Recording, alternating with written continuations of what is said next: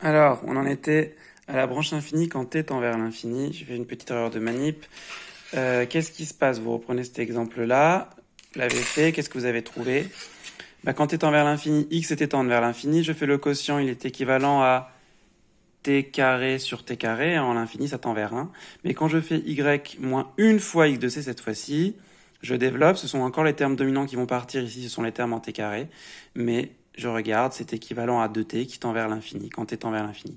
Donc on dit que C admet une branche parabolique de direction y égale x, ou encore que y égale x est direction asymptotique. Alors c'est plus difficile à voir, c'est-à-dire que là vous avez y égale x, et donc vous avez l'impression que la courbe devient plus ou moins parallèle à une direction qui devient parallèle à y égale x, mais il n'y a pas d'asymptote, puisqu'en fait, si je mets n'importe quel asymptote, moi j'aurais dû avoir une règle transparente, mais là si je viens parallèle, la courbe va toujours finir par dépasser, puisque y moins 1 demi de x tend vers l'infini, donc au-dessus de toute constante. Vous voyez, donc c'est une situation légèrement différente et peut-être un petit peu plus difficile à représenter.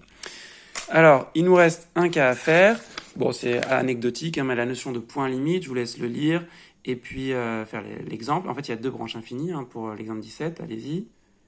Très vite, quand x tend vers 0, vous avez x qui tend vers l'infini et y qui tend vers 3, parce que sinus t sur t, ça tend vers 1, donc vous retrouvez une asymptote.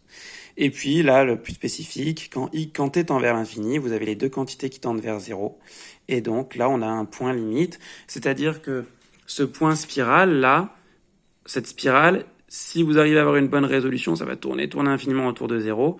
Et en fait, 0 ne sera pas atteint, mais on va avoir un point limite.